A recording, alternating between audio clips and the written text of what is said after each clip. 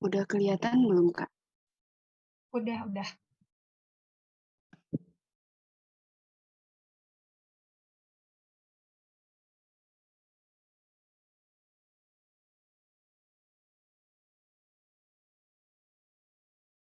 Ya langsung aja Kak Krismayani dipersilahkan buat nyampein materinya.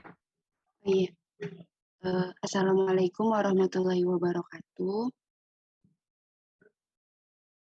Teman-teman, hari ini kita sharingnya tentang mata dan THT ya. Kok nggak bisa ya? Bentar.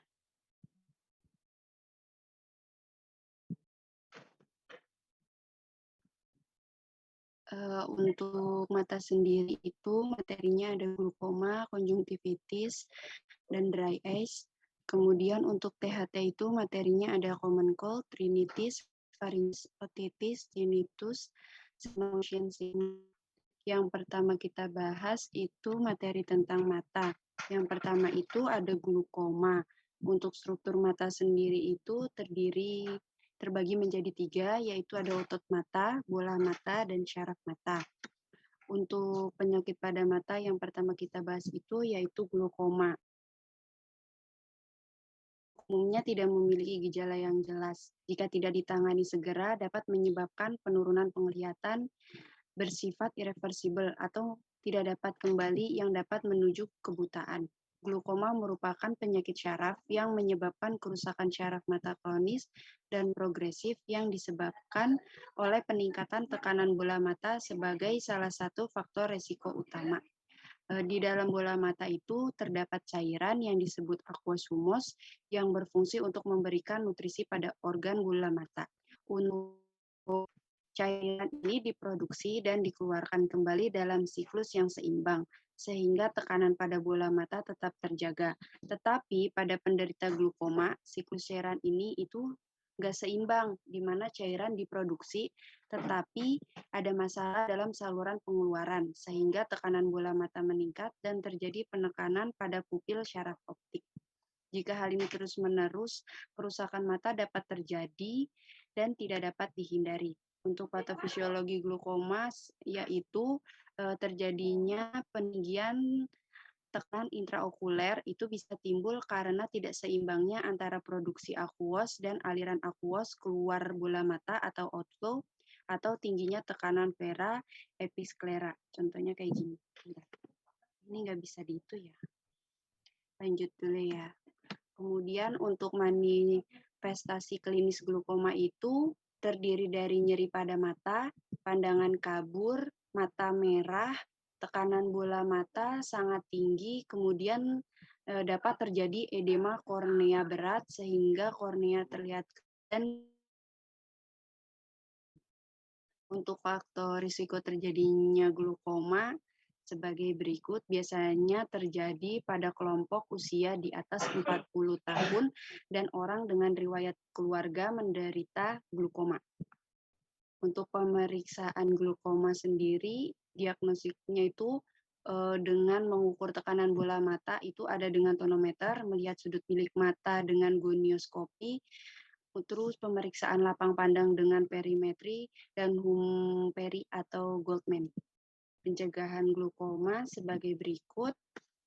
Untuk klasifikasi glaukoma itu terbagi menjadi 4. Yang pertama itu ada glaukoma primer, yaitu tidak berhubungan dengan kelainan mata lainnya atau sistemik, terbagi lagi menjadi 2, ada glaukoma sudut terbuka dan sudut tertutup. Kemudian ada glaukoma sekunder berhubungan dengan kelainan mata lainnya atau sistemik. Kemudian yang ketiga ada glaukoma kongenital dan yang keempat glaukoma absolut, yaitu berupa penglihatan nol. Glaukoma absolut ini glaukoma yang sudah menyebabkan kebutaan. Untuk perbedaan glaukoma sudut terbuka dan tutup, ini terjadi pada antara sudut iris dan kornea. Nih, aku ada videonya. Sebentar ya, aku share screen.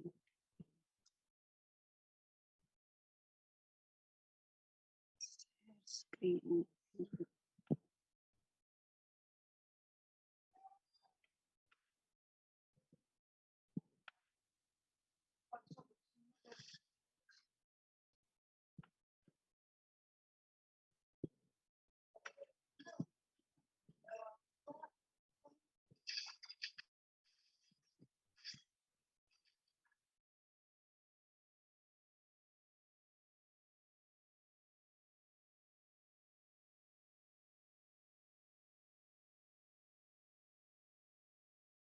melalui beberapa saluran yang terdapat pada kornea. Kemudian iris dan kornea itu bergerak mendekati satu sama lain, sudut antara mereka menjadi tertutup yang dapat menyebabkan terhalangnya saluran air mata.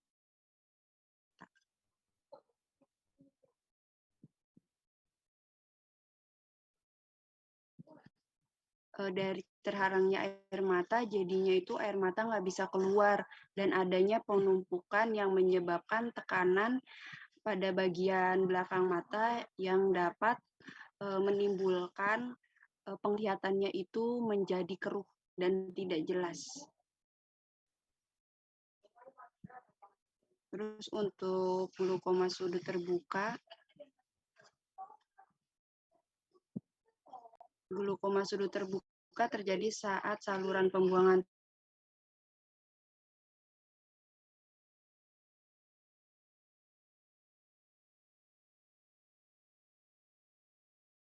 tersumbat atau saat jaringan di sekitar saluran itu mengalir dari mata, menyebabkan peningkatan tekanan mata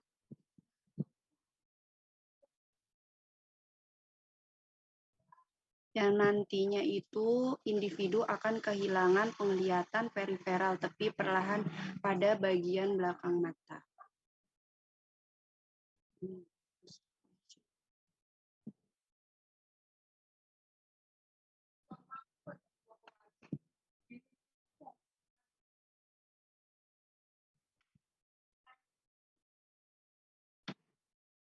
Lanjut lagi ya, jadi ini untuk gambarnya perbedaannya itu ada di bagian sudut antara iris dan kornea.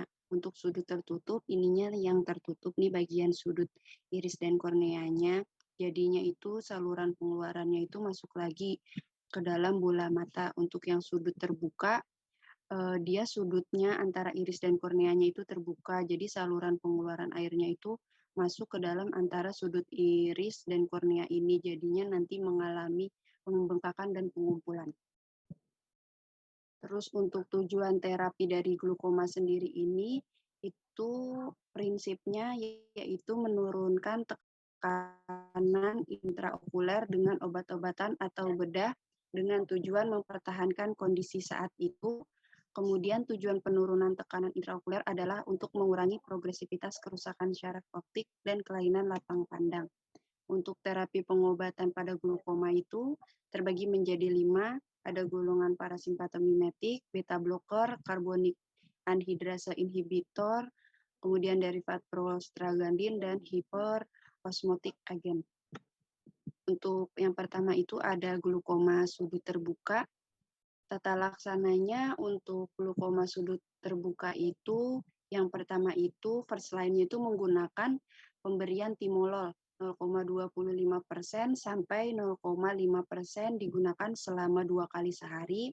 Tapi apabila pemakaian timolol itu belum dapat ditambahkan dengan obat lain, maksimal sampai dengan 3 macam obat tetes. Terapi lainnya itu bisa dengan tetes pilokarpin, antikolinérgic, dan tetes mata beta-loksolol 0,20% sampai dengan 0,50%. Kemudian apabila tekan lebih dari 30 mm Hg, dapat diberikan terapi sistemik dengan karbonik anhidrasa inhibitor atau acetazolamid dengan dosis 125 mg 4 kali sehari. Dan harus disertai dengan pemberian obat preparat kalium. Kemudian untuk tata laksana berikutnya itu, apabila dengan pengobatan gagal, maka dilakukanlah laser trabekuloplasti dan tindakan bedah trabekulektomi. Untuk glukoma sudut terbuka sendiri ini, tadi udah dijelasin definisinya, disebut tertutup karena ruang anterior secara anatomis menyempit sehingga iris terdorong ke depan, menempel ke jaringan trabekular dan menghambat humor aqueous mengalir ke saluran skelm. Untuk gejalanya sudut tertutup sebagai berikut. Untuk tata laksananya pada sudut tertutup itu sama dengan glukoma sudut terbuka. First line-nya itu penggunaan timolol, dan jika penggunaan timolol belum tercapai dapat dikombinasikan dengan obat tetes mata lainnya. Untuk glukoma sekunder adalah glukoma yang diketahui penyebabnya. Penyakit-penyakit yang diderita tersebut dapat memberikan kelainan berupa pada badan siliar itu luksasi lensa ke belakang, pupil itu contohnya glukoma yang diinduksi oleh miotik, sudut bilik mata depan itu dia terjadi goniosinekia dan saluran keluar akuos itu terjadinya miopi. Untuk glukoma kongenital sendiri bermanifestasi sejak lahir pada 50% kasus, didiagnosa pada 6 bulan pertama, pada 70% kasus dan didiagnosa pada akhir tahun pertama pada 80 kasus. Gejala paling dini dan paling sering adalah epifora dapat dijumpai fotofobia dan pengurangan kilau kornea.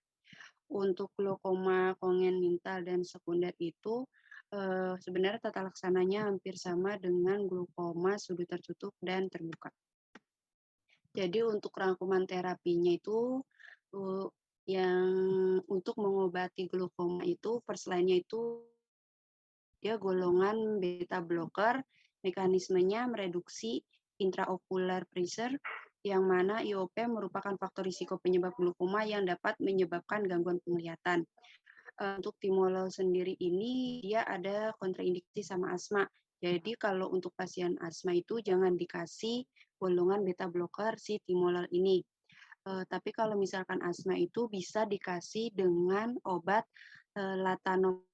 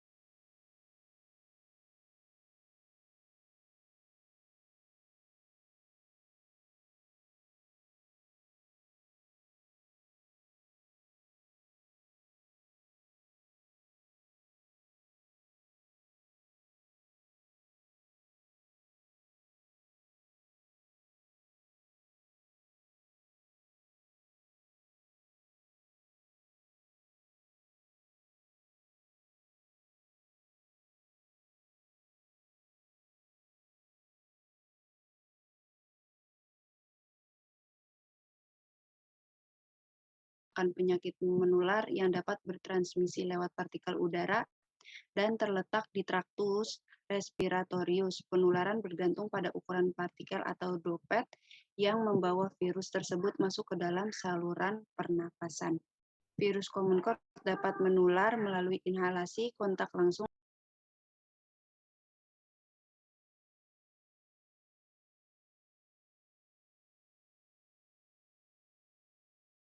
Untuk gejalanya itu pertama diawali dengan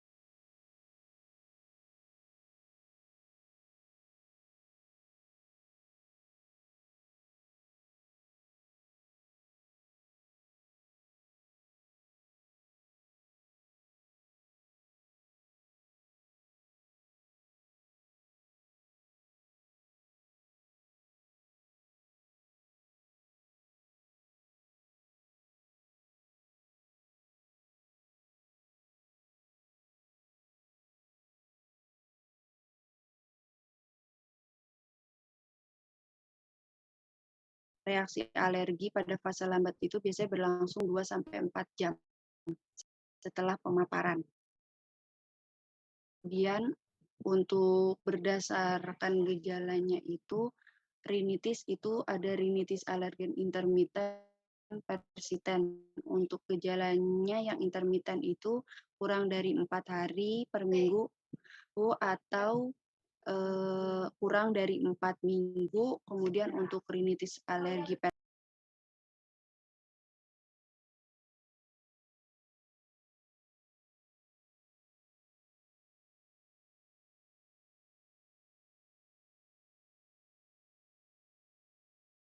minggu atau lebih dari 4 minggu. Musiman, seasonal, atau high fever untuk alergi sepanjang tahun, contohnya perennial. Kemudian untuk diagnosanya dari rinitis sendiri ini, dia bisa bersin-bersin itu sehari biasanya dia bisa lebih dari 5 kali serangan bersin-bersin, kemudian rinorea atau ingus, bening dengan encer, kemudian hidung tersumbat, menetap dan berganti-ganti, gatal di hidung, tenggorokan, dan langit-langit, anosmia, sekret belakang hidung, kemudian variasi diural, frekuensi serangan, beratnya penyakit. Gejala penyakit penyerta berupa gejala radang tenggorokan. Untuk tujuan pengobatannya itu mengurangi gejala, perbaikan kualitas hidup, dan mengurangi efek samping obat, edukasi, dan mengubah jalannya penyakit terapi kausal. Yang pertama itu ada penghindaran alergen, faktor pemicunya, kemudian edukasi, medikamentosa dengan terapi pengobatan, imunoterapi, dan pembedahan jika diperlukan. Untuk tata laksananya itu yang pertama itu menggunakan antihistamin. Antihistamin ini agonis yang bekerja secara inhibitor kompetitif pada reseptor H1. Kemudian untuk mengurangi gejala bersin, rinorea, dan gatal.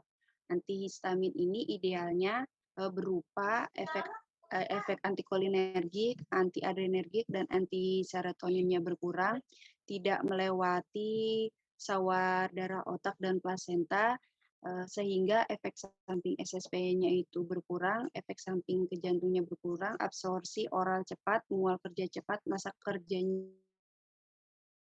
lambat, tidak ada efek takifilaksis.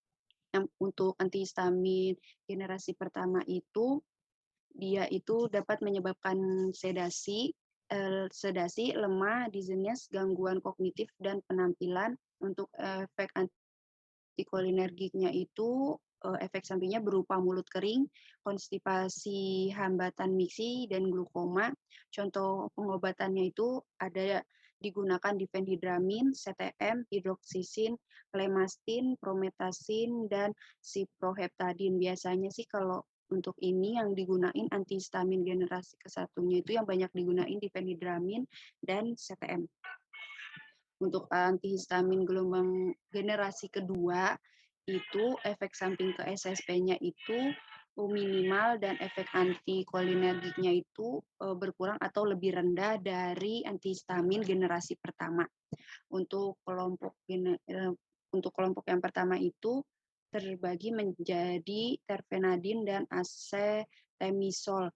Untuk kedua obat ini ditarik dari peredaran karena dia dan jangka panjangnya itu dapat menyebabkan kardiotoksik, sehingga dia tidak lagi digunakan dan ditarik dari peredaran. Kemudian untuk kelompok yang kedua itu terdiri dari loratadin, cetirizine, fexofenadil, dan desloratadin, levocetirizine. Biasanya itu antihistamin generasi kedua itu yang digunakan cetirizine dan loratadin. Untuk antihistamin topikal itu contohnya ada azelatin dan levofabastin, berfungsi untuk mengatasi gejala bersin dan gatal pada hidung dan mata. Untuk kombinasi antihistamin dan dekongestan ini sering banyak itu kombinasi antara loratadin atau skizin dengan pseudoephedrine 120 mg, kemudian dapat digunakan ipratropium bromida itu sebagai tokal dan antikolinergik efektif mengatasi rhinorrhea yang refraktor terhadap kortikosteroid tropikal dan antihistamin. Efek sampingnya iritasi hidung, krusta, dan epitoksis ringan. Untuk kortikosteroid terutama untuk rinitis alergi persisten sedang sampai berat, efek antiinflamasi jangka panjang. Ini mulai itu yang contohnya ada budesonid, becmetazone, fluticasone. Dosisnya itu biasanya digunakan 1 kali 2 semprot per hari untuk anak, 1 kali 1 semprot per hari. Untuk kortikosteroid oral itu ini jarang digunakan untuk pengobatan ini jangka pendek sampai dengan 5 hari. Dosisnya ini tinggi, rinitis biasanya digunakan pada rinitis alergi berat yang refraktor. Untuk terapi lainnya dapat digunakan imunoterapi berupa sublingual dan suntikan. Biasanya kalau digunakan imunoterapi ini terdapat efek samping dari pemakaian obatnya. Kemudian dilakukan operatif atau pembedahan, dapat juga menggunakan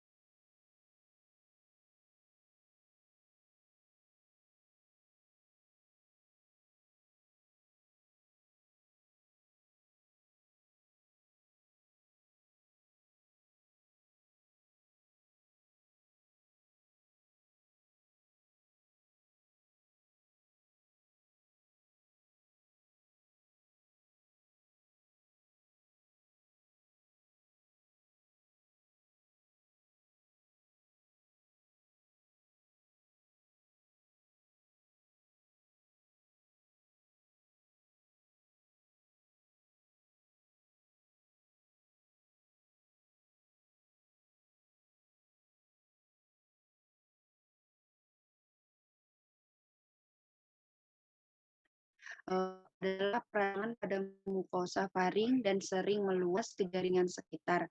Faringitis biasanya timbul bersama-sama dengan tonsilitis, rinitis, dan laringitis. Faringitis ini biasanya banyak diderita oleh anak-anak usia 5 sampai dengan 15 tahun di daerah dengan iklim panas. Faringitis ini juga dapat dijumpai pada dewasa dan anak-anak usia sekolah. Biasanya sih lebih sering ke anak-anak kalau untuk faringitis. Kemudian untuk gejalanya itu biasanya dia demam tiba-tiba, nyeri tenggorokan dan nyeri telan, kemudian ada leise dan mual, tonsil berwarna kemerahan, dan adanya pembengkakan, eksudat yang purulen mungkin menyertai peradangan. Penyebabnya itu untuk faringitis biasanya paling umum disebabkan oleh bakteri Streptococcus pyogenesis yang merupakan streptosi grup A hemolitik. Biasanya dijumpai 15-30% dari kasus faringitis pada anak dan sampai 10% pada faringitis dewasa. Untuk bakteri yang lainnya yang terlibat itu sebagai berikut.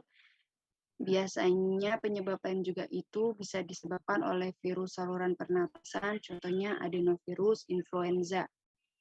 Faringitis juga, dia bisa disebabkan karena virus, dia juga bisa masuk ke dalam bagian dari influenza. Biasanya kalau udah influenza itu bisa nyebabin jadi faringitis, jadi peradangan pada tenggorokan. Untuk penata laksanaannya kan tadi faringitis itu lebih banyak disebabkan oleh bakteri ya. Jadi untuk itu kalau bakteri itu digunain antibiotik pada terapi faringitis karena Streptococcus grup A ini. Untuk lini pertamanya itu biasanya digunakan penisilin G atau penisilin F dengan durasi pemakaiannya 10 hari kerja. Untuk lini keduanya itu ada eritromisin, azitromisin dengan durasi 10 hari kerja. Pilihan antibiotik yang lini pertama dan kedua ini jika gagal itu dapat diberikan pengobatan berupa clindamycin, amoxicillin clavulanat, dan parenteral dengan atau tanpa oral, contoh itu benzanicillin G, dengan lama waktu untuk clindamycin 10 hari, amoxicillin clavulanate 10 hari, dan parenteral benzathine penicillin G itu durasinya itu 4 hari. Ini untuk pelaksanaannya yang hampir sama dengan yang di awal tadi. Kalau untuk ibu hamil, pemberian antibiotik ini disarankan untuk menggunakan clarithromycin. Untuk tambahan lain untuk mengatasi nyerinya itu dapat diberikan obat-obat NSAID, contohnya itu bisa aspirin, paracetamol, atau diberikan ibuprofen.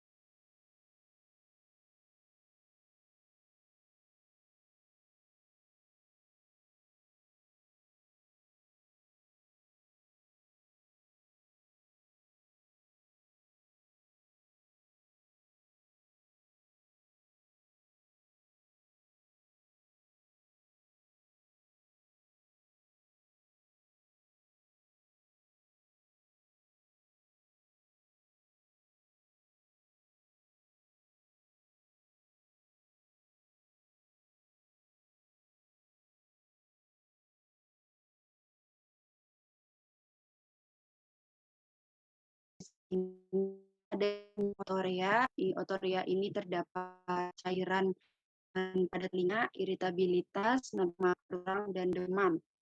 Otitis media ini penyebabnya paling sering dari nyeri hebat pada sebagian kecil anak dan dapat terjadi di saluran napas atas jet ringan.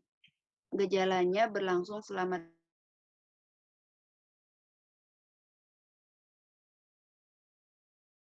minggu.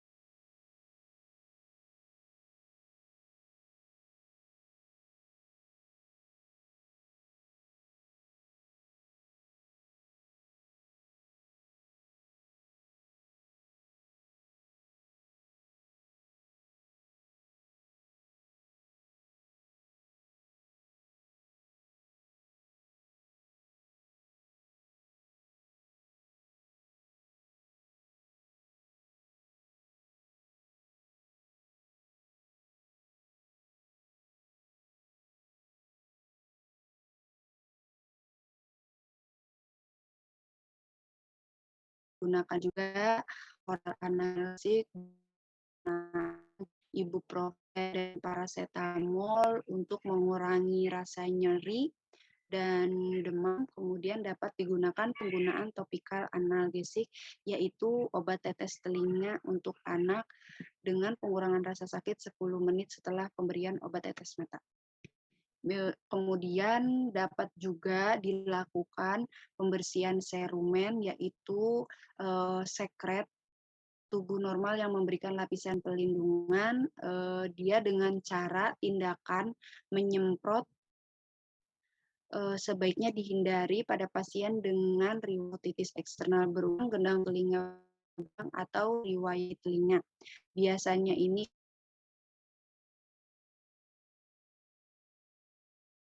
tidak yang merupakan kandungan sediaan pelembut serumen. Untuk tinnitus sendiri ini definisinya itu dia berasal dari bahasa Latin yang artinya suara tanpa. Untuk pendahuluannya, tinnitus keluhan yang cukup banyak dijumpai dalam praktek. Penyebab tinnitus sampai saat ini masih belum diketahui secara pasti. Pelaksanaan tinnitus ini masih menjadi tantangan tersendiri. Jadi kalau tinnitus itu telinganya itu ngerasa ada atau ada dering gitu, ada suara. Ini deskripsi bunyi pada tinnitusnya sebagai berikut.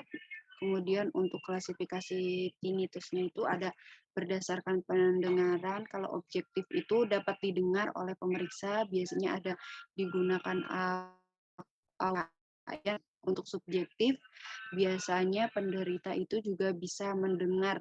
Mayoritas tinnitus jenis ini untuk subjektif biasanya tuh kayak telinganya itu berdengung. Berdasarkan kualitas suaranya itu terbagi menjadi dua, ada pulsatif dan non-pulsatif. Untuk penilaian keparahan tinnitus ini, dia belum ada pengukuran yang akurat, tapi biasanya itu dia menggunakan kuesionernya itu berupa tinnitus handicap inventory. Untuk pelaksanaannya itu, tinnitus merupakan gejala dari etiologi yang dapat diobati pengobatan pada etiologi yang akan menghilangkan tinnitus. Tinnitus ini sulit diidentifikasi penyebabnya, sehingga sulit untuk diterapi secara pengobatan atau pembedahan. Tapi biasanya pada tinnitus itu, kalau untuk pengobatan, dia dikasihnya itu neurotropik, sedatif, atau obat antidepresan yang dapat untuk mengurangi gejala dengung atau si pendengarnya kan biasanya dengerin suara-suara dari telinganya sendiri itu dia untuk nenangin si pasiennya itu pada pasien tinnitus ini dia dikasih sedatif atau antidepresan. Kemudian dapat dilakukan pembedahan, diseksi endokriniaris, behavioral therapy TRT, atau cognitive behavioral therapy. Kemudian untuk terapi motion sickness itu dia disebut juga dengan mabuk perjalanan, kondisi ketidaknyamanan yang dialami seseorang yang terjadi saat melihat benda bergerak atau suatu persepsi gerak. Mabuk di perjalanan yang sering disebabkan pada orang yang berpergian yang menggunakan mobil, kereta api, pesawat terbang, dan juga perahu atau kapal. Untuk etiologinya itu dia muncul ketika otak terima sinyal yang bersensori mengenai orientasi tubuh. Penyakit ini dapat diprovokasi oleh gerakan yang tiba-tiba seperti saat berada di perjalanan yang tidak rata, penerbangan yang berputar, atau pelayaran yang bergelombang. Untuk faktor risikonya itu, dia biasanya faktor risikonya itu umum usia, jenis kelamin, terpaku dengan suatu objek, atau riwayat penyakit penyerta. Untuk manifestasi kliniknya biasanya itu kalau mabuk perjalanan yang bisa itu mual dan muntah, pusing, keringat dingin, hipersensitif terhadap bau, pucat dan malaise, hipersalivah. Untuk tata laksana terapinya itu biasanya itu digunakan obat golongan antikolinergik dan obat golongan antihistamin. Tapi lebih efektif penggunaan obat antikolinergik. Contohnya itu scopolamid untuk pencegahan mabuk perjalanan dan dianggap sebagai lini pertama untuk histamin dapat juga digunakan di perjalanan itu dimenhidrinat oral kayak amitriptyline, metformin, dan siklizin. Untuk terapi penggunaan obatnya sebagai berikut, dosisnya udah sekian pemaparan sharing tentang mata dan THT hari ini. Ada yang mau teman-teman?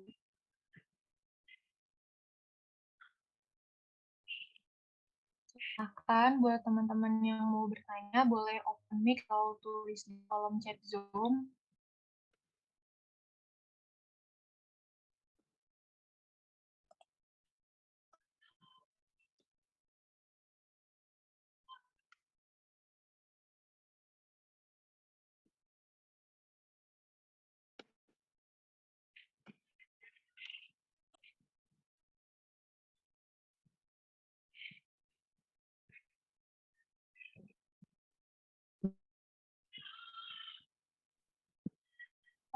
Kalau nggak ada yang bertanya, kayak bahas soal aja, Kak Maya.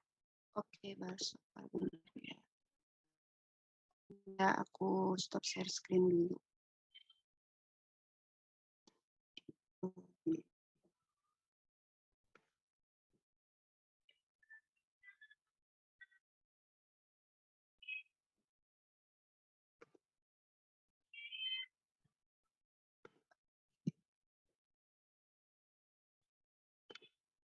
Langsung kita bahas soal ya. Udah ada jawabannya, nggak apa-apa lah sambil dibahas. Untuk yang pertama, seorang pasien telah lama mengalami obat, obat apa yang digunakan pasien tersebut. Tadi kan untuk glaukoma itu ada 2 obat yang kontraindikasi terhadap suatu penyakit. Contoh yang untuk asma itu kan ada golongan beta blocker, yaitu untuk obatnya itu timolol. Jadi soal nomor 1 ini jawabannya itu timolol. Timolol ini merupakan beta blocker non-selektif sehingga memicu terjadinya asma pada penggunaan jangka panjang karena memicu kontriksi pembuluh darah termasuk otot pernafasan yang memiliki reseptor beta 1. Jadi si timolol ini bisa digunakan sebagai terapi pengobatan pada glaukoma, dia juga bisa meningkatkan dari efek si asma. Jadi dia nggak, kalau misalkan dia punya asma, terus dia juga ngalamin glaukoma, disaranin untuk nggak pakai si timolol ini. Biasanya dia digunain indikasi. Kemudian ini untuk penggunaan timololnya lebih lengkapnya efek samping dan interaksinya. Untuk soal nomor 2, seorang anak mengalami rinitis alergi diberikan oxymetazoline intranasal pada ibunya yang mengatakan bahwa oxymetazoline intranasal ini nggak boleh digunakan secara terus-menerus untuk menghindari efek samping. Apa sih efek sampingnya yang dihindarin itu?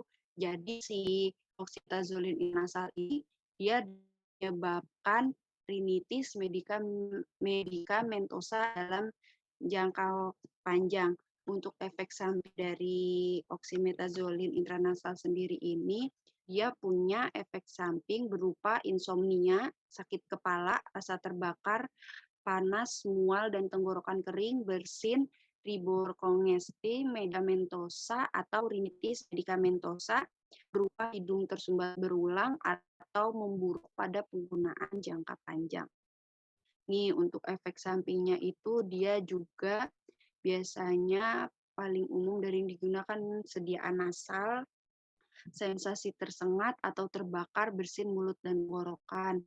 Terus untuk perhatiannya itu dianjurkan agar obat dekongestan ini tidak digunakan lebih dari 3 hari berturut-turut karena berpotensi berulangnya hidung tersumbat atau rinitis medikamentosa. Kemudian digunakan dengan hati-hati pada penderita hipertensi dan penyakit jantung atau diabetes, pada penyakit penyerta jangan melebihi dosis yang dianjurkan. Penggunaan obat ini secara bersama-sama dengan orang lain ini dapat menyebabkan infeksi. Efek samping lainnya dari si obat ini itu dia juga dapat dapat menyebabkan mata kering. Kemudian untuk soal nomor 3 itu tadi seorang bapak berumur gunakan tetes mata selama 2 minggu. Tidak hilang latanopros. Latanopros adalah obat golongan. Nah, tadi kan udah jelasin latanopros ini pada glaukoma itu dia golongan analog prostaglandin. Di uveoskleral yang mempengaruhi aliran aqueous melalui jalur konvensional trabekulokanalikular. Ini efek samping beratnya berupa kemerahan, pembengkakan, kemudian untuk efek samping ringannya dia bisa menyebabkan gejala flu seperti hidung tersumbat dan bersin. Untuk interaksi obat lainnya ini dia jika menggunakan salah satu dari obat-obatan seperti latanopros atau bimatopros, ini tergantung pada keadaan spesifik. Dokter memungkinkan untuk merekomendasi kemudian untuk berhenti minum salah satu obat. Jika terjadi interaksi antara obat lain dengan obat lain itu berhenti untuk meminum salah satu obat, ubah salah satu obat ke yang lain, atau ubah cara mengkonsumsi satu atau kedua obat dengan cara memberikan jeda waktu pada pengobatan.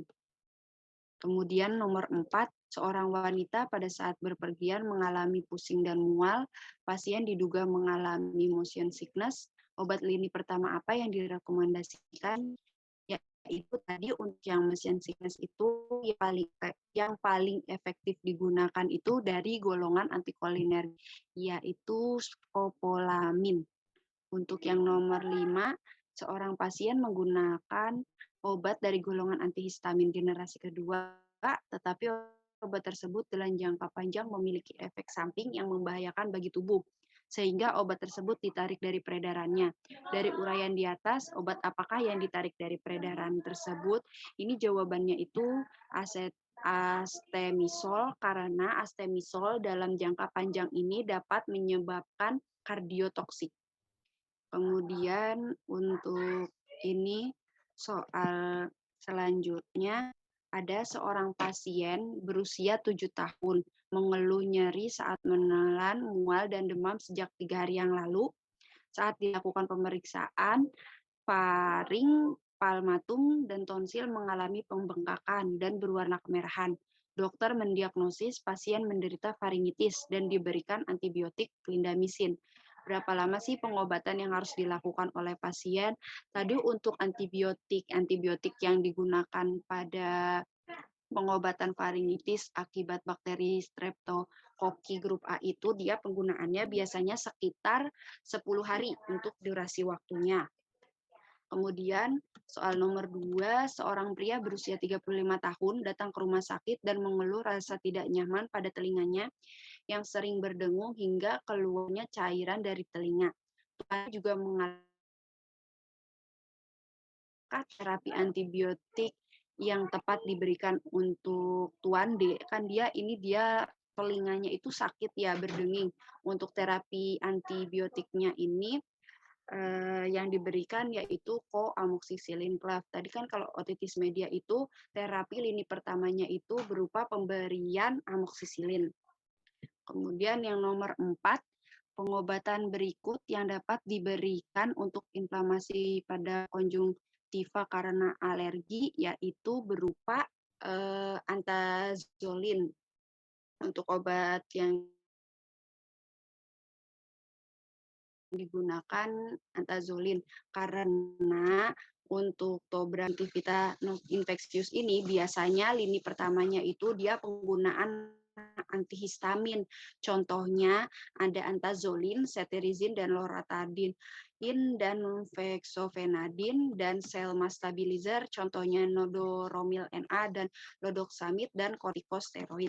Kemudian Soal terakhir, seorang pasien 25 tahun menderita rinitis alergi. Dokter ingin memberikan obat antikolinergik dan berdiskusi dengan apoteker.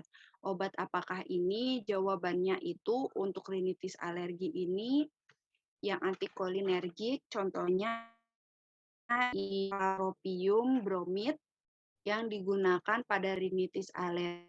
Kalau Cromolyn A itu dia termasuk dari golongan obat fast stabilizer. Untuk Montelukast tadi ini golongan dari terapi pengobatan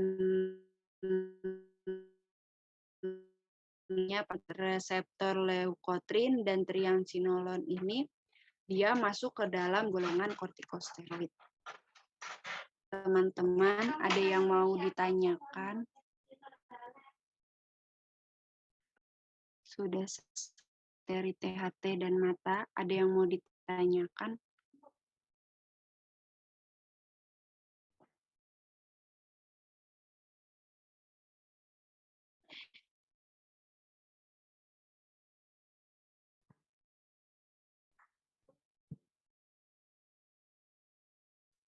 Kak Yulia, aku kembalikan lagi ke kakak. Oke, buat teman-teman ini ada yang mau bertanya? Materi dari Kang Maya udah beres. Gimana, cukup jelas ya teman materinya sama pemaparannya? Kalau nggak ada yang mau bertanya, boleh dilanjut ke materi kedua aja ya, untuk mempersingkat waktu. Buat materi kedua, ada materi respirasi. Metode ada kajian. Buat kajian udah siap, Kak?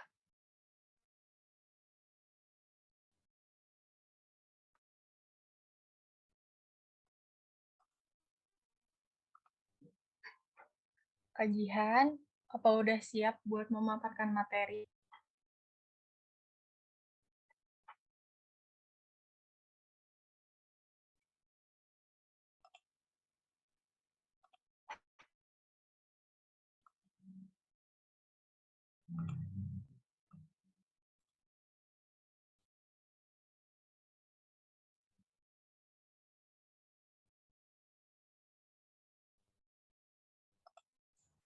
Halo. Halo? Oh, udah ya. Maaf ya, soalnya tadi tuh join pakai HP, terus mau jawab nggak ini. Sekarang udah join, udah siap ya. Dipersilahkan kepada kajian buat memaparkan materi. Izin share screen ya. Ya.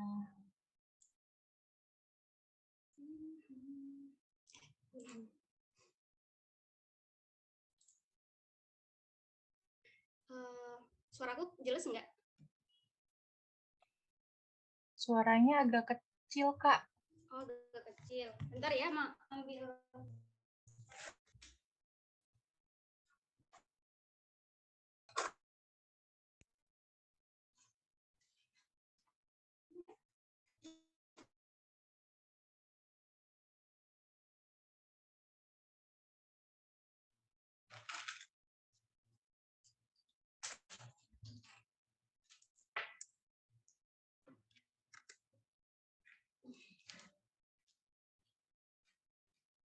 Udah jelas belum? Ya, Udah jelas, Kak. suaranya Udah ya. kekecilan. Bisa digedein Masih lagi kecil. nggak? Kalau ini? Udah jelas, Kak. Udah gede, jelas. Kecil lagi suaranya. Kok kecil lagi ya? Nah, ini udah. Oh, udah. Nah. Oke, bismillahirrahmanirrahim. Assalamualaikum warahmatullahi wabarakatuh.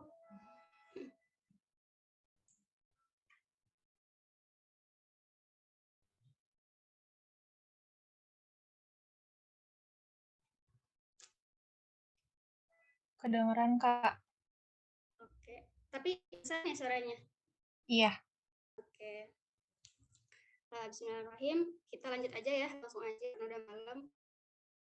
Respiratologi. Di sini ada 3 yang kita bahas sesuai dengan blueprint dari Pak Yardi ya. Ada asma, PPOK, sama cough and cold atau batuk dan pilek. dari blueprint UK itu kan 5-10% ya, kira-kira soal respiratologi ini sekitar 10-20 soal nanti bisa keluar di UKAI. Semoga bisa membantu. Nah, lanjut aja. Yang pertama kita ada materi asma. Asma itu apa sih? Asma itu adalah inflamasi kronis yang menyebabkan gangguan saluran napas. Tandanya episode berulang berupa mengi atau suara ngik-ngik gitu, atau sesak napas, sesak dada sama batuk ya biasanya. Terus asma ini apa ya, bisa atau ada predisposisi genetik dari orang nenek seperti itu. Selanjutnya ada patologi. Jadi ketika ada alergen yang terhirup dari lingkungan, terus si alergen ini IgE. Nah, ketika aktivasi IgE ini, maka sel mas sama makrofag itu menghasilkan atau mengaktifkan atau melepas mediator inflamasi kayak interleukin, prien, ya. Terus hasilnya apa? Hasilnya menyebabkan smooth muscle-nya itu jadi apa ya, membesar, bukan membesar, gitu besar. Terus jadi seksimu juga. Terus ada vasodilatasi dari apa namanya, epitel sama pengeluaran plasma protein di saluran napas. Next ini nanti di belakangnya ada. Jadi kayak tadi ya, ini lebih singkatnya, lebih apa sih, komplit aja sih. Ketika ada antigen datang, si antigen ini akan mas helper 2. Terus sama helper juga menghasilkan interleukin 4 sama interleukin 5, di mana si interleukin 5 ini akan kayak apa ya, merangsang, kayak mengode nih bone marrow atau sumsum tulang belakang untuk menghasilkan eosinofil. Nah, si eosinofil ini nanti dia akan masuk ke sistem saluran napas, ke pembuluh darah. Nanti dia akan intinya menginduksi inflamasi.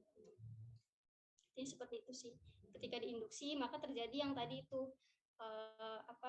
otot polos di epitelnya jadi kayak gini, meregang, terus ada sekresi mukus sehingga jalan napasnya itu menjadi sempit. Ketika jalan napasnya sempit, otomatis kalau kita bernapas itu jadi kan bunyi gitu ya, itu yang namanya mengi gitu.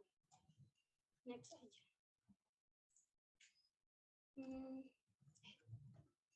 Ini ada algoritma asma kronik dari Gina yang terbaru yang 2021. Ini untuk pasien dewasa sama remaja di atas 12 tahun. Kita mesti ingatkan ya kuliahnya Pak Marvel. Ini kelompok 1. Nah, di mana untuk asma dewasa ini kita pakai 2 jalur nih, ada reliever sama controller. Kenapa? Karena Gina 2019 itu sebenarnya merekomendasikan controller aja yang 2019 itu. Tapi yang reliever atau pelega aja sih gitu. Ternyata untuk pelega aja yang digunakan itu tidak cukup nih untuk kayak menghambat ya atau mencegah terjadinya eksaserbasi akut sama pasien. Nanti kalau eksaserbasi akut bisa parah dan meninggal gitu.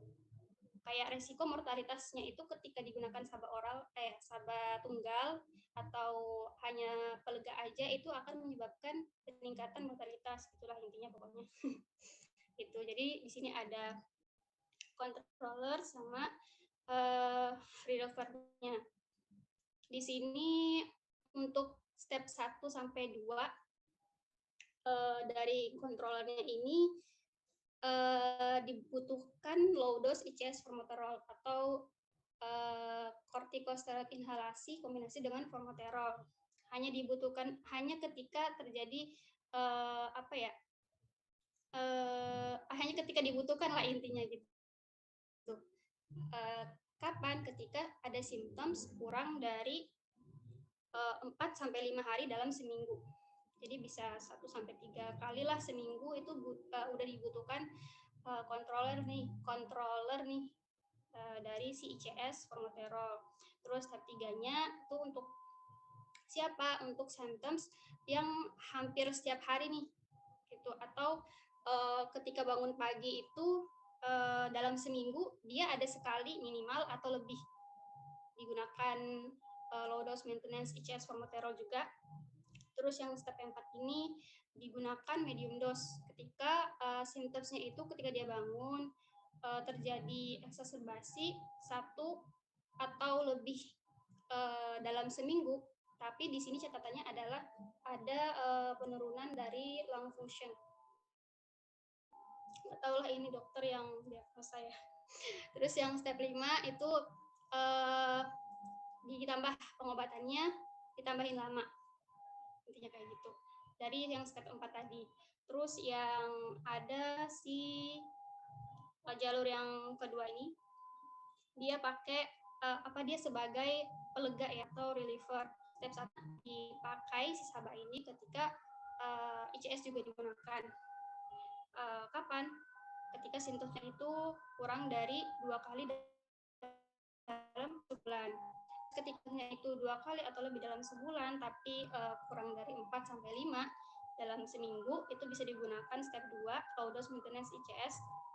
Terus yang step 3 digunakan low dose maintenance ICS atau ICS dan LABA ketika symptomsnya hampir setiap hari, dia bangun dengan exacerbasi 1 kali dalam seminggu atau lebih. Dan step 4 lagi-lagi ketika dia low function terjadi low lung function gitu, fungsi parunya menurun. Ketika fungsi parunya menurun, terus symptomsnya ada 1 kali dalam seminggu atau lebih, itu bisa digunakan medium atau high dose maintenance ICS LABA. Terus yang step 5 ditambah dengan lama ya, atau ketika yang ketika high dose ICS LABA terus tambah lama belum bisa, ditambahin kayak di sini ada sih anti IL-5, terus kayak biasanya ada GE gitu. Ini ada untuk anak 6-11 tahun yang didiagnosis asma, itu sama di ICS formoterol sebagai bedanya. Step satunya ICS diberi ketika SABA juga diberikan, kemudian symptomsnya less than twice, kurang dari 2 kali dalam sebulan. Terus step 2-nya itu ketika symptomsnya 2 kali dalam sebulan, tapi enggak setiap hari gitu, diberikan daily low dose corticosteroid atau ICS. Terus step 3-nya ketika hampir setiap hari pasiennya exacerbasi pagi, dia bangun 1 kali dalam lebih diberikan low dose LABA.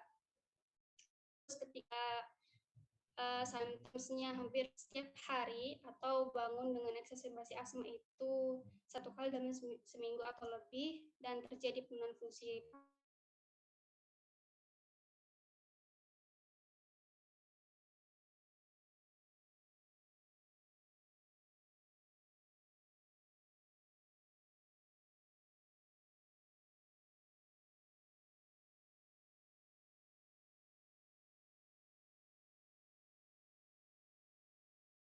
sama dengan itu dibutuhkan juga beta agonis exacerbasi, kan harus pelega. Terus kalau kontrolnya dia nggak pakai nih untuk step pertama. Terus kalau step kedua dia pakai low dose inhaled corticosteroid. Terus yang ketiga dipakai double low dose di si step-nya ini dosisnya di.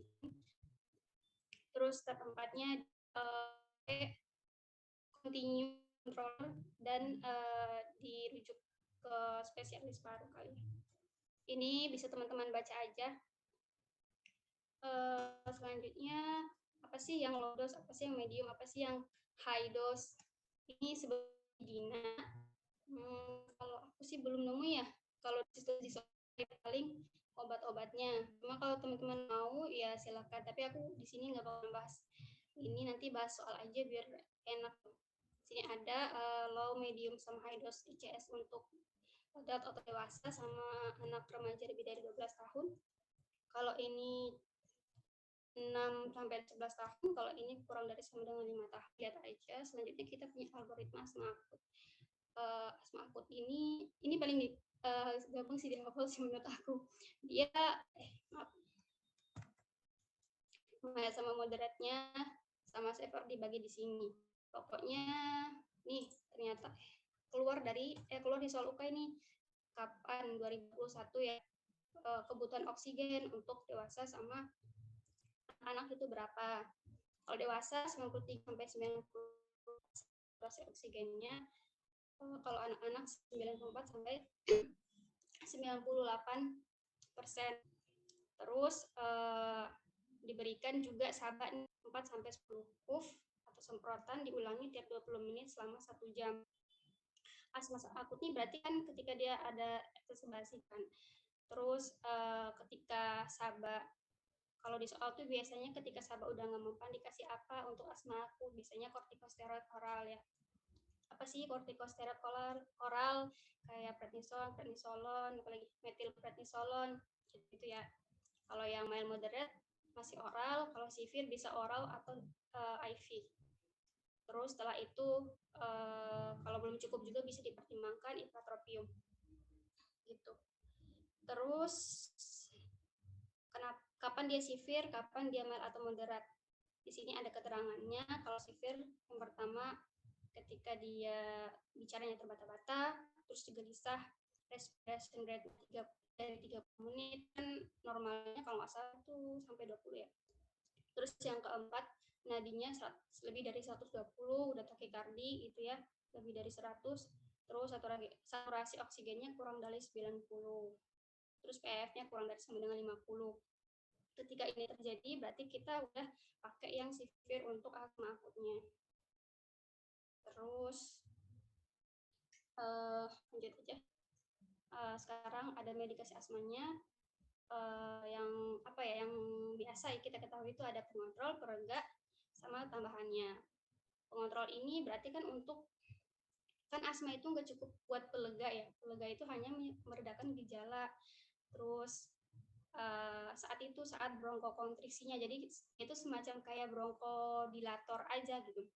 Tapi ternyata asma itu dari patofisiologinya itu apa ya, terjadi inflamasi gitu.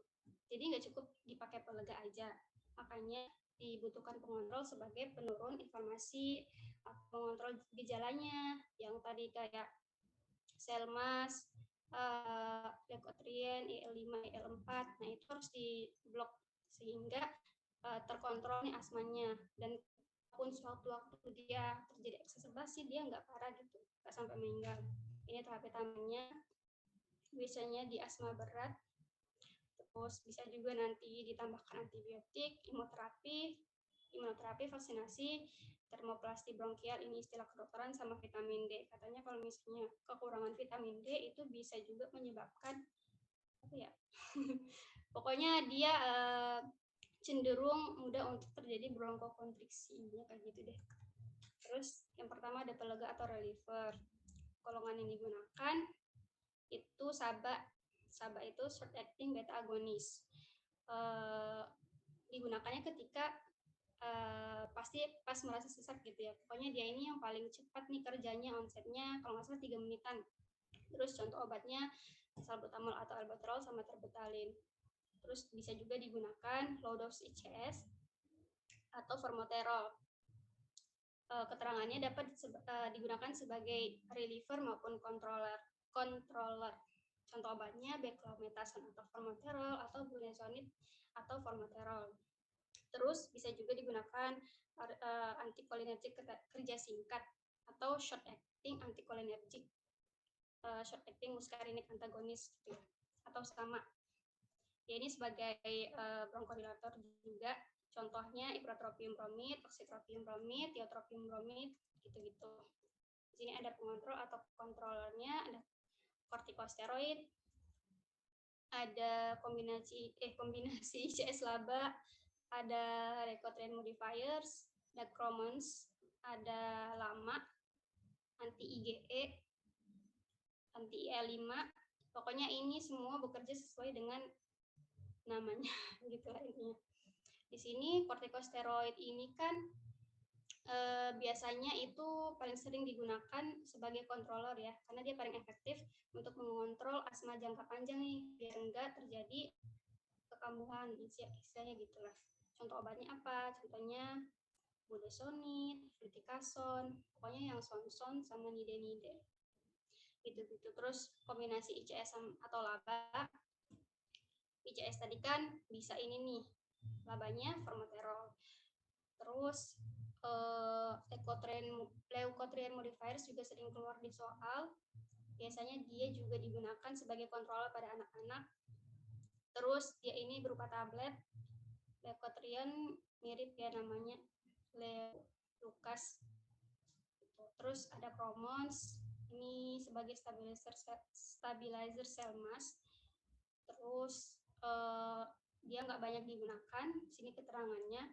Mungkin di sini kemarin soalnya keluar apa ya mekanisme kerjanya kali. Pokoknya yang berhubungan dengan stabilizer sel mass itu ada Chromons sama aku lupa, nanti ada di depan. Terus di sini ada long acting anticholinergic atau lama, digunakan bila kadar IgE-nya itu lebih dari 30. Berarti kan alerginya apa ya? Itu udah parah gitu. Digunakan tiotropium bromide. Terus ada anti IgE, diberikan subkutan omalizumab. Terus ada anti IL-5, karena tadi juga dihasilkan IL-5 ya dari si T helper itu. Terus ada kortikosteroid sistemik yang oral, prednison gitu, sama metilsantin atau golongan apa ya, santin-santinan. Ini biasanya dia ini yang paling sering di apa ya, di notice itu ada dia apa sih namanya tuh, kerja indeks terapinya sempit gitu, teofilin, aminofilin gitu-gitu, sehingga dia jarang digunakan. Terus ada kelas obat asma berdasarkan mekanisme kerjanya. Di sini ada contoh-contoh obatnya. Ini mau nggak mau harus dihafal sih teman-teman, karena di soal itu pasti apa ya, main banget hafalannya gitu. Jadi si anticholinergic ini yang inhaler ada si lama sama contoh yang long acting. Si lama itu tiotropium bromide, kalau yang short acting ada IPRA. Yang sering itu selain anticholinergic ada juga beta 2 agonis. Teman-teman masih ingat kan ya farmakologi, maksudnya beta 2 agonis ini berarti dia sebagai apa ya, bukan stimulan sih, kayak dia tuh agonis, kerjanya stimulasi beta 2 gitu. Beta 2 sebagai sistem simpatik.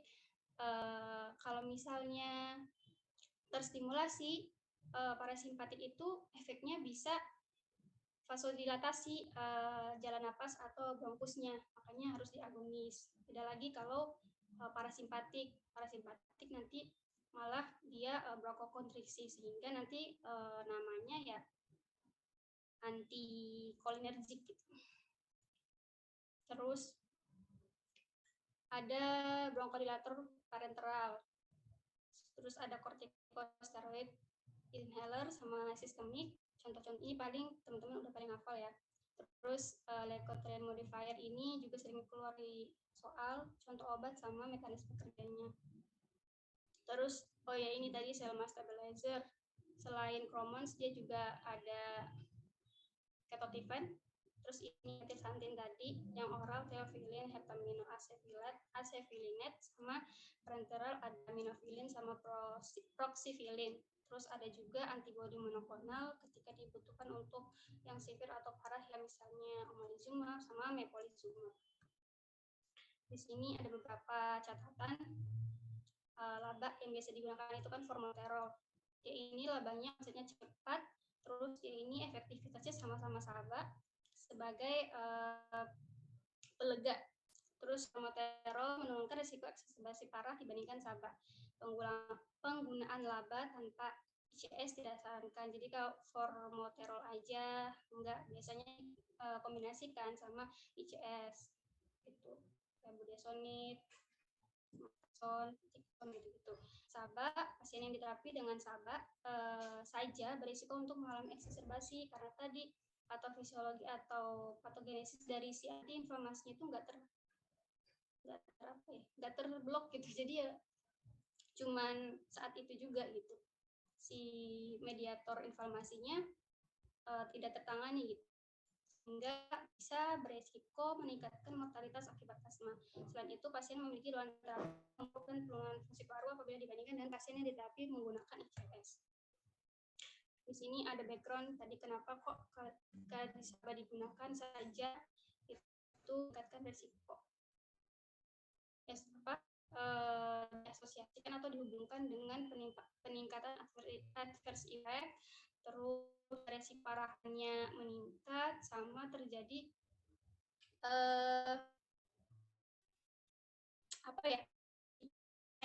sampai itu mortalitas, terus angka gitunya meningkat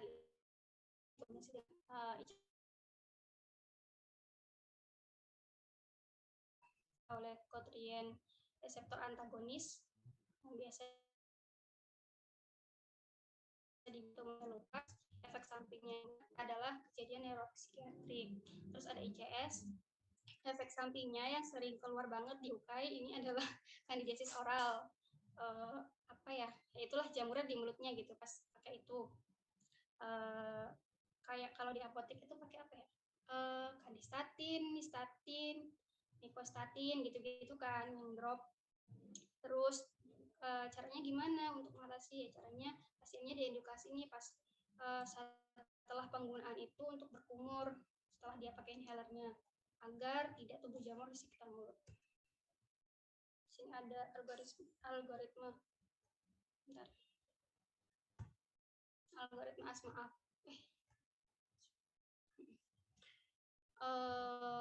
Ini udah nggak sih tadi? Udah ya. Lanjut aja. Sekarang ada penggunaan obat-obat asma pada ibu hamil. Secara umum, obat-obatan asma ini tidak menunjukkan pengaruhnya terhadap abnormalitas janin lah, karena nggak sampai ada yang D gitu ya. Terus di sini bisa kita lihat ya, ICS yang aman itu hanya si budesonidnya, terus risiko eksaserbasi sama kehamilan, karena pada kehamilan trimester 2 cenderung terjadi eksaserbasi nih. Terus pada saat melahirkan, apabila terjadi bronkokontriksi, diberikan SABA dong. Kalau melahirkan dikasih labanya kelamaan. Terus obat adrenergik seperti albuterol dan formoterol serta kortikosteroid inhalasi seperti budesonid menjadi pilihan dalam manajemen asma jangka panjang pada wanita hamil. Jadi tetap dikasih controller. Ini cara penggunaannya aja. Ada yang bentuknya aerosol sama inhaler pakai kayak kapsul gitu. Teman-teman baca aja ya. Terus ini ada nebul sama inhaler. Perbedaan nebulizer dan inhaler itu ada pada kerja alatnya. Kalau nebulizer dia nggak nyemprotin obat, tapi dia mengubah cairan jadi uap gitu, sehingga obatnya lebih mudah masuk ke paru-paru. Terus alat ini biasanya yang si nebul ini digunakan bila dibutuhkan dosis obat hirup yang lebih tinggi atau ketika penderitanya itu mengalami kesulitan menggunakan inhaler. Misalnya anak-anak yang mengalami sesak napas karena asma, biasanya diberikan dalam bentuk nebulizer. Selanjutnya ada PPOK. PPOK juga ini adanya inflamasi kronis yang mengarahkan pada terjadinya destruksi. Jadi jalan napasnya itu udah terjadi destruksi dan limitasi aliran udaranya untuk pernapasan. Patofisiologinya ada inflamasi kronik, terus bisa ada inhalasi atau kehirup senyawa stimulus mediator inflamasi, sama stres oksidatif yang menyebabkan terjadinya respon pertahanan agresif dari paru-paru. Ini ada faktor risikonya lebih dari 65 tahun, FEV-nya kurang dari 50%, sama terjadi lebih dari 1 kali eksaserbasi dalam 1 tahun. Di sini ada asesmen PPOK. Asesmen atau penilaian PPOK ini bisa dilihat dari gejalanya, terus derajat limitasi saluran napasnya berapa persen, biasanya pakai spirometri, sama resiko eksaserbasi dan komanya apa. Di sini ada limitasi dari saluran napas menggunakan spirometri, hasilnya berapa, ntar dilihat aja FFP-nya berapa gitu-gitu. Ada mild, moderate, severe, sama very severe. Ada di belakang. Supaya banyak ya untuk nih kayak ACAT gitu-gitu sih aku baca, cuma ini gunung aja. Ada PPOK berdasarkan stage terapinya sesuai dengan nilai FEV-nya. Kalau misalnya asma tadi kan pakai GINA ya, kalau misalnya gold ini katanya sih kalau misalnya PPOK ini sih katanya sih pakai gold gitu. Terus di sini yang aku bilang tadi ada, terserah nanti mungkin masuk sih di soal, ada CATK, ada FEV1 gitu-gitu. Tapi biasanya sih pakai ini MMRC ini. CAT. Dibagi jadi 4, ada AB, gejala sedikit, terus nilai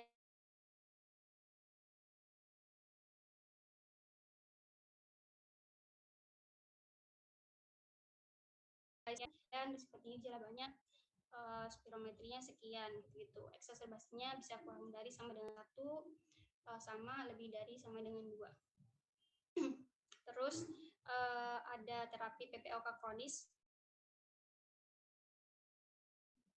Kalau aku sih belum nemu ya yang jadi dia itu dikasih spirometrinya sekian, terus kita harus nentuin dia ini adalah apa terapinya gitu, diagnos apa dia ini termasuk PPOK grup apa gitu. Itu kayaknya enggak sih, kayaknya dia lebih ke ini nih terapi PPOK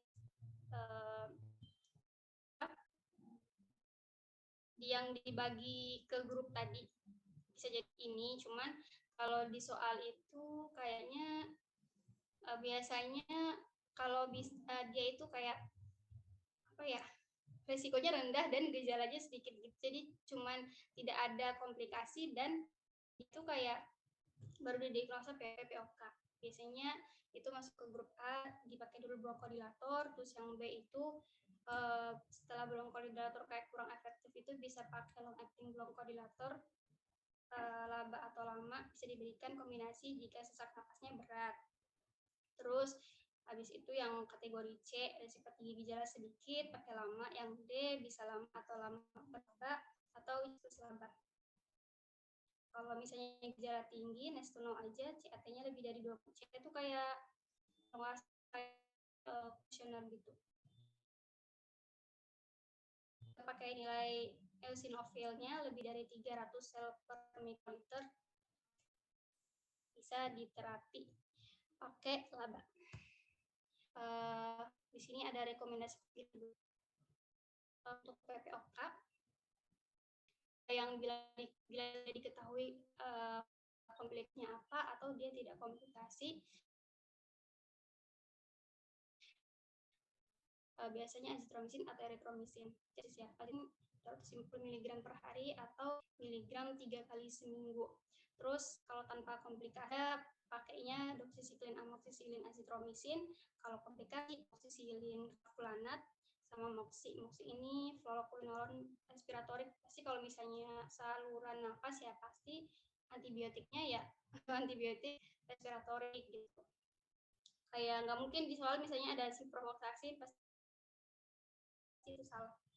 Terus pasien rawat inap pilihan utamanya amoxicillin, doxycycline, sama moxifloxacin. Nanti juga di soal itu kalau nggak salah ada, nanti kita bahas ada yang jawabannya levo, bisa karena yang respiratorik moxi sama levo. Lanjut terapi PPOK. Kategori aktu yang ringan 1 dari 3 gejala.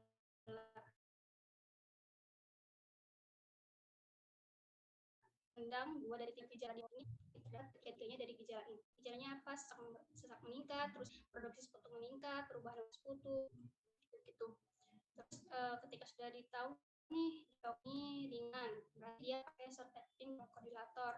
Kalau sedang short acting bronchodilator dan antibiotik, atau kortikosteroid oral. Terus kalau berat dia memerlukan rawat inap atau UGD. Sekarang lanjut ke obat batuk dan flu. Obat batuk ini pasti teman-teman udah pasti di luar kepala. Amin. Ekspektoran, mukolitik, sama antitusif. Ekspektoran sama mukolitik untuk batuk berdahak, antitusif untuk batuk kering ya. Ekspektoran apa aja? Ada gliserin glycolat atau guaifenesin, terus mukolitik ada N-acetyl-cysteine, bromhexin. Nah, ini keluar juga ternyata teman-teman di September 2021. Yang aku tahu sih semuanya aman kecuali guaifenesin. Nah, yang N-acetyl-cysteine ada, pokoknya dia itu mukolitik gitu. Terus ada antitusif sebagai gerakan batuk atau obat batuk kering bisa dikasih dextromethorphan HBr sama difenhidramin atau histamin ya gitu. Ini mekanismenya dibaca sendiri. Terus ada pilek atau flu, terjadi infeksi saluran pernapasan atas, obat yang digunakan biasanya antihistamin sama dekongestan oral. Antihistaminnya ada chlorpheniramine maleate atau CTM sama difenhidramin. Terus ada yang tetes hidung. Kalau misalnya pas ada di soal itu dia misalnya mau bentuk sediaan lain gitu. Aku pernah nemu soalnya dikasih obat pilek yang bentuk sediaan lain ya oxymetazoline gitu. Terus dekongestan oral fenilpropanolamin, phenylephrine, PE atau pseudoephedrine sama ephedrine. Ini yang kita tahu biasanya dia caution untuk pasien yang tekanan darahnya tinggi sebagai dekongestan. Hindari dekongestan oral pada pasien yang punya riwayat hipertensi.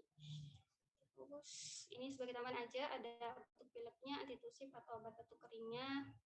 Di obat biasanya noscapin, kodein, dextromethorphan, terus dekongestan, SHPE, fenilpropanolamin, sama oxymetazoline. Ekspektorannya ada glycine, glycolat, ipekakuanhat, terus mukolitiknya amroxol, acetylpentine, gitu-gitu.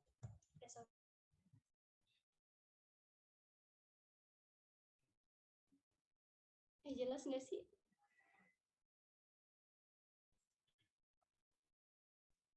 Buat materi kajian udah beres. Buat teman-teman ada yang mau bertanya?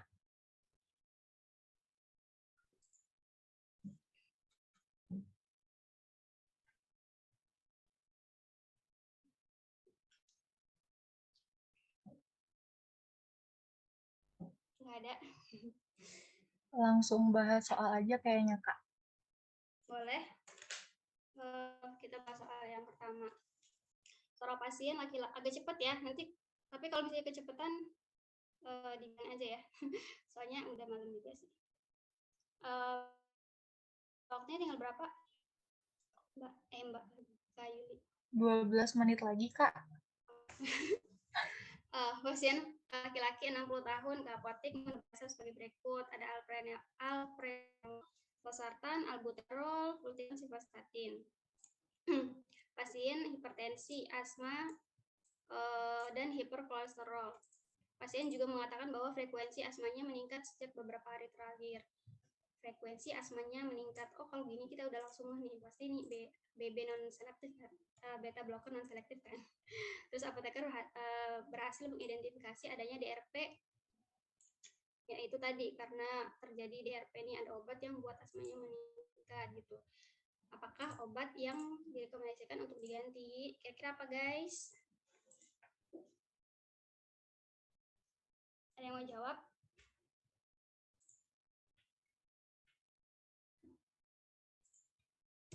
Nggak ada. Apa nih guys? Nggak ada. Yang A bukan, Kak? Ya, betul sekali. Dia ini adalah beta blocker non selektif. kan reseptor beta itu ada beta 1, beta 2. Beta 1 di jantung, beta 2 di paru-paru. Nah, si yang non selektif ini mempengaruhi beta 1 dan beta 2 nih. Menyebabkan bronkokonstriksi itu ya gitu. Tapi dari ini ada kayak hack gitu yang selektif. Selektif itu bisa dihafal dengan terus kalau yang non selektif bisa PTL. Payah main babenya. Ininya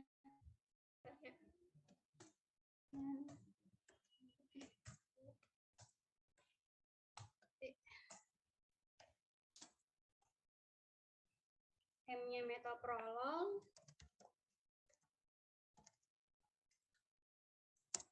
A-nya atenolol, N-nya nebivolol, terus B-nya apa ya? Ada 2, bisoprolol, yang satunya lupa lagi, niaxolol, terus A-nya acebutolol, sama smolol.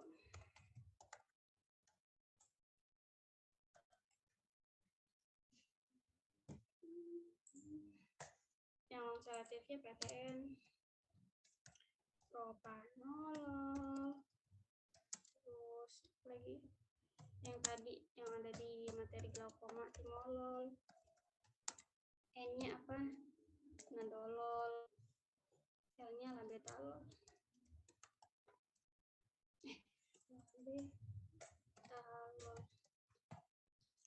Ini gampang sih kan teman-teman. Yang dihafalin non selektif aja sih menurut aku, PTNL, propanolol, timolol, nadolol, sama labetalol. Terus nomor 2, pasien laki-laki umur 40 tahun menderita penyakit hipertensi dengan riwayat asma. Hipertensi asma.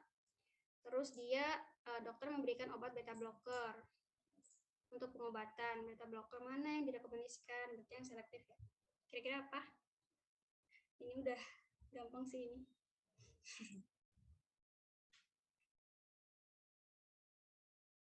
Kira-kira apa guys? PTNL, kontraindikasi kan berarti jawabannya acebutolol. Lanjut, seorang pasien dirawat di RS karena mengalami serangan asma berat. Pasien diberikan injeksi intravena yang memerlukan pemantauan kadar karena indeks terapinya sempit. Tadi aku udah sampaikan ya, golongan obat anti asma yang indeks terapinya sempit. Kira-kira apa guys?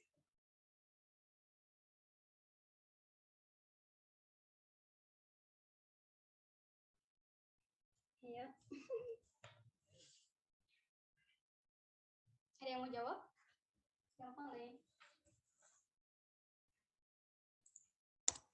Yang ini OCS atau oral kortikosteroid, ini metilsantin. Terus ini terbutalin, Saba. Albuterol, apa ya? Saba juga ya. Saba. Terus sarmeterol sama kayak formoterol, dia laba. Berarti jawabannya B ya guys. Pokoknya golongan metilsantin itu indeks terapinya sempit, aminofilin, teofilin, gitu. Lanjut aja. Seorang bapak berusia 50 tahun menjalani pengobatan asma selama 1 tahun terakhir. Bapak tersebut sudah terbiasa mengukur nilai APE. Apa sih APE itu? Arus puncak expirasi dengan menggunakan peak flow meter di rumah. Saat dicek nilai APE-nya 60%. Dan memasuki zona kuning. Oh ya, ini aku nggak ada di materi ya. Apa yang harus dilakukan jika PF-nya menunjukkan zona kuning? Jadi ada beberapa zona gitu. Ada zona hijau, zona kuning, sama zona merah. Intinya si zona hijau ini dia AP-nya 80 sampai 100%. Dia terkontrol. Terus kalau yang kuning dia 60 sampai 80%. Berarti dia hati-hati. Terus dia tidak asma tidak terkontrolnya. Dia kayak ditingkatkan berarti ya, ditingkatkan dosisnya. Terus kalau yang merah dia itu AP-nya kurang dari 60, guys. 60. 60. Dia ini kayak berbahaya banget. Berbahaya. Terus harus diobati segera atau ke UGD gitu lah. Nah, berarti jawabannya yang mana? Ya kan AP-nya 60. Zona kuning ya, berarti dia diperlukan peningkatan dosis. Jawabannya apa nih? Oh, ini jawabannya dia ya berarti, guys. Salah. Lanjut, nomor 5, seorang wanita 23 tahun datang ke klinik untuk memeriksakan kondisi yang dialami. Dokter mendiagnosa bahwa pasien terkena asma. Diberikan pengontrol asma, terus dikasih pengontrol asma yang aman untuk ibu hamil. Nah, ini udah fix banget, controller dia untuk ibu hamil. Jawabannya adalah, ada yang bisa?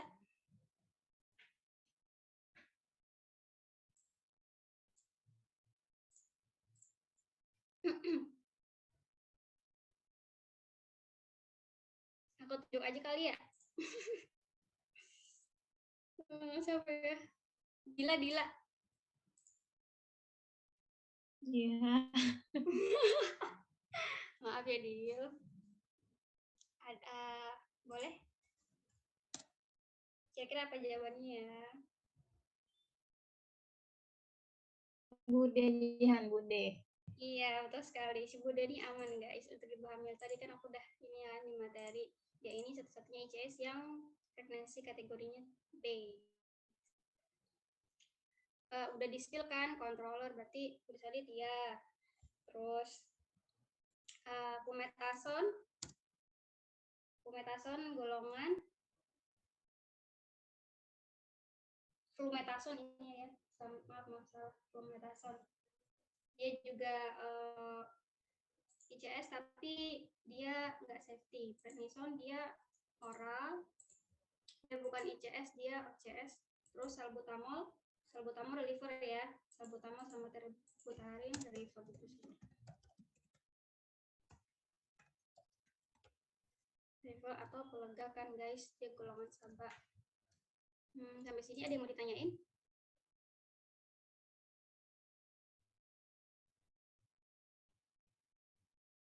Gampang ya, guys. Terus lanjut aja. Laki-laki berumur 35 tahun, penderita asma, datang ke rumah sakit untuk mengecek secara rutin tentang pengobatan asmanya. SGPT S2T-nya sekian, normalnya sekian. Ini pasti fix banget nih, udah terjadi kenaikan enzim mati, berarti dia hepatotoksik gitu ya. Maka obat apa yang yang tidak boleh diberikan pada pasien tersebut?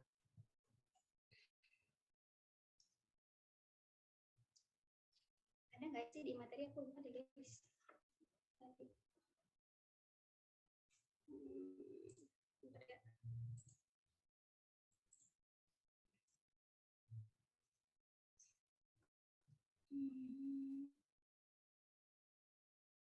Nggak ada.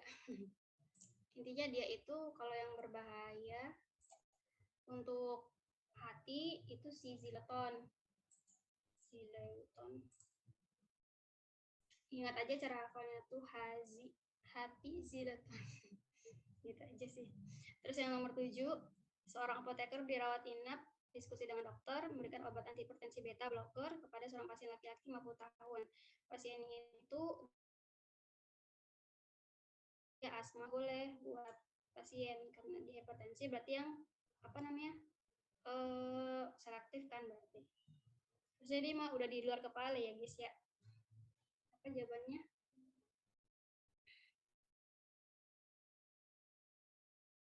Ada yang tahu?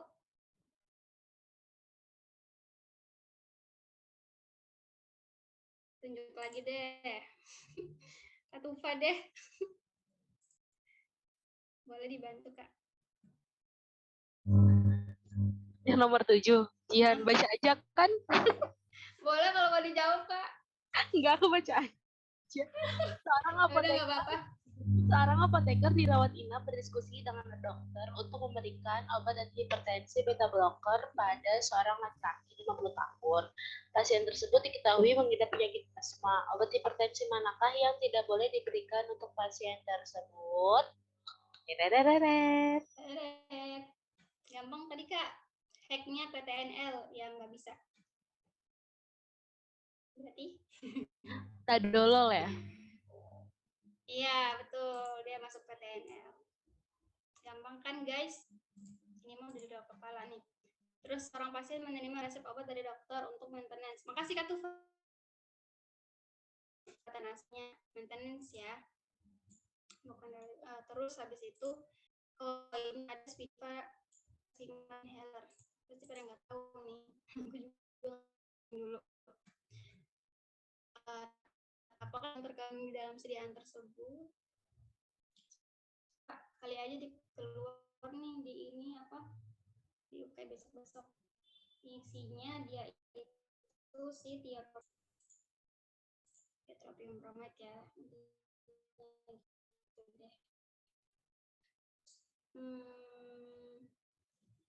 Nih, seorang pasien datang ke rumah sakit, dia bisa mengalami glaukoma terbuka. Dokter meresep golongan beta adrenergic antagonis. Ini mah beta blocker guys intinya untuk pengobatan glaukomanya. Namun pasien mengaku memiliki riwayat asma. Obat manakah yang dihindari? Timolol. Banyak ya. Gampang, udah luar kepala ya, skip aja deh soal ini. Ini apa? Oh ya ini. Seorang wanita datang ke rumah sakit mengeluhkan pilek dan batuk yang sudah mengganggu aktivitas. Ketika dilakukan observasi, wanita tersebut mengaku hamil nih. Dia batuk, pilek, batuk, hamil. 12 minggu, obat manakah yang harusnya dihindari? Jadi aku udah tekanin pas materi. Ayo, ada yang mau lupa nggak? Penicillin ya guys jawabannya. Kalau loratadin itu B. Kalau nggak salah, pokoknya mereka semua nih B deh. Kecuali si guanfacine ini C. Loratadin antihistamin generasi kedua, CTP generasi ke-1, Difen generasi ke-1. Terus selanjutnya seorang anak, tadi ada di materi 5 tahun, serangan asma akut, oksigen tubuhnya 87 nih, rendah sekali guys. Sebagai pertolongan pertama, dokter memberikan oksigen. Berapa targetnya? Ayo, ada yang ingat?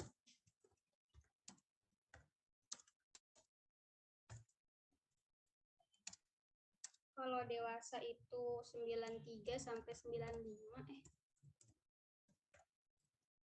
kalau anak-anak biar harus lebih besar lagi targetnya yaitu 94 sampai 98. Ini sih.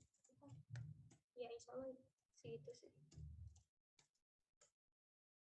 Receh ya tapi keluar dulu kayak.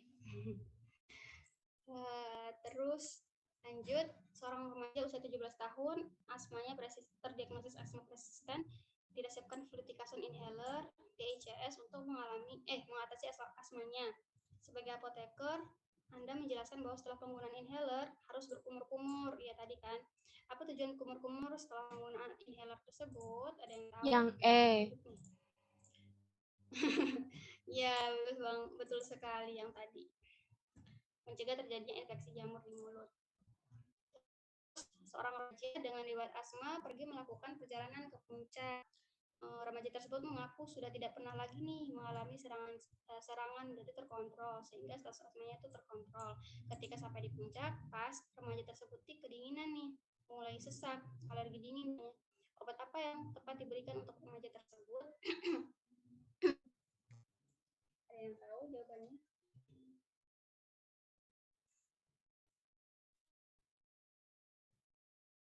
Ya kan berarti kontrol ya, untuk kontrol jadi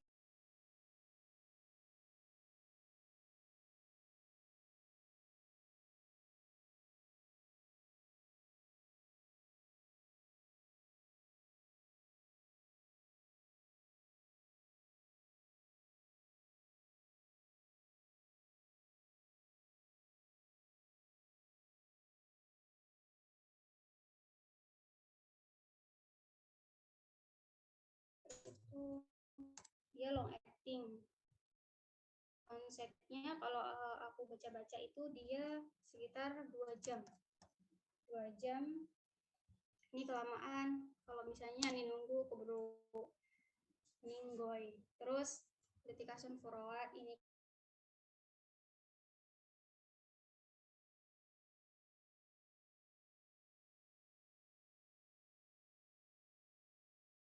itu dia onsetnya tuh lama gitu. Terus kalau misalnya IPRA dia masuknya kalau nggak IPRA tropium sama ya, short acting protagonis. Oh iya sama ini juga onsetnya kan dia short acting, dia juga cepet sih, cuman onsetnya itu sekitar 15 sampai 30 menit baca-baca. Terus ada beclomethasone. Beclomethasone ini adalah CS3. CS dia controller, onsetnya lama. Terus dia ada terbutalin. Terbutalin ini adalah SABA. SABA onsetnya 3 menit.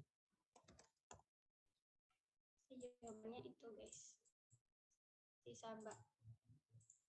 Untuk serangan akut dikasih itu kan kasih reliever yang kerja cepat itu reliever kerja cepat terus contohnya terbutalin atau salbutamol error.